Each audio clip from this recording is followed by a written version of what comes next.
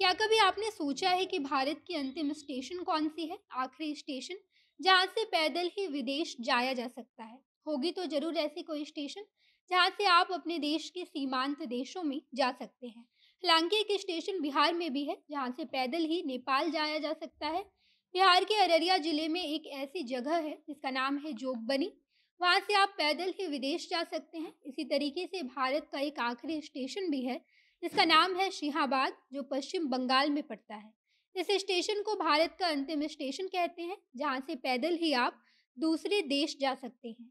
ये स्टेशन इतना ज़्यादा प्रचलित है, जिसे देखने के लिए दूर-दूर से लोग आते हैं और बिना हवाई जहाज के ही यात्रा किए बिना दूसरे देश यानी कि बांग्लादेश जा सकते हैं। आज इस वीडियो में भारत के आखिरी रेलवे स्टेशन सिंहाबाद के बारे में पूरी जानकारी आपको देंगे। लेकिन उससे पहले नमस्कार, मैं नेहा चौधरी कैमरा पर्सन विशाल के साथ और आप देख रहे हैं जनता जंक्शन। भारत का आखिरी रेलवे स्टेशन जिसका नाम सिंहाबाद स्टेशन है, ये स्टेशन पश्चिम बंगाल के मालदा जिले के हबीबपुर इलाके में है।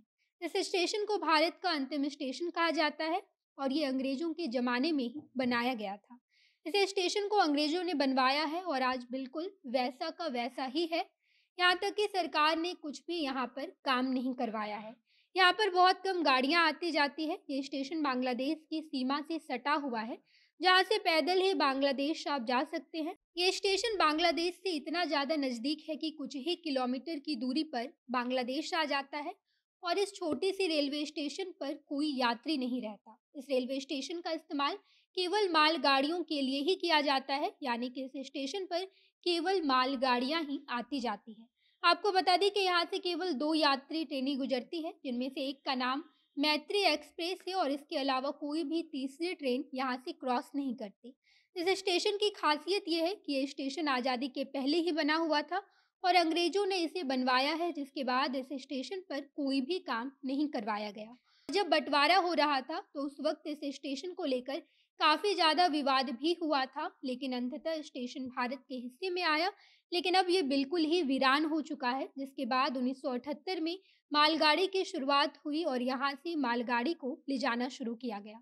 1978 के बाद से ही फिर से इस रूट पर मालगाड़ी चलने लगी और यहाँ फिर से सीटियों की आवाज़ आने लगी। इस स्टेशन पर केवल वही गाड़ी आती-जाती है, जो भारत से बांग्लादेश तक सफ़र करती हो। नवंबर 2011 में पुराने समझौते का संशोधन करने के बाद पड़ोसी देश नेपाल को भी इसमें शामिल कर दिया गया है। इस स्टेशन पर सिग्नल संचार और स्टेशन से जुड़े उपकरण भी नए नहीं हैं, बल्कि ये काफ़ी ज़्यादा पुराने अंग्रेज़ों के ज़माने के हैं। बल्कि स्टेशन का ढांचा भी बिल्कुल पुराना जैसा है। आपको बता दें कि इस स्टेशन पर आज भी सिग्नल के लिए हाथ के गियरों का इस्तेमाल किया जाता है। इसके साथ-साथ यहाँ पर कोई भी रेलवे कर्मचारी मौजूद नहीं है। केवल नाम के लिए आपको 1-2 कर्मचारी देखने को मिल जाएँगे। इस स्टेशन पर टिकट काउंटर तो है, लेकिन उसे भी बंद करके रखा जाता है। यहाँ ज़्यादा अधिकारियों की नियुक्ति नहीं होती, लेकिन अगर किसी कर्मचारी को यहाँ पर भेज दिया गया, तो वो लोग ड्यूटी बिल्कुल भी नहीं करते हैं। केवल 1-2 कर्मचारी हैं जो मालगाड़ी के सिग्नल के लिए वहाँ पर मौजूद रहते हैं। इस स्टेशन से जाने वाली गाड़ियाँ रोहनपुर के रास्ते होते हुए बांग्लादेश जाती है। बाकी ये स्टेशन भारत का अंतिम स्टेशन है, जो पश्चिम बंगाल के मालदा जिले में अवस्थित है।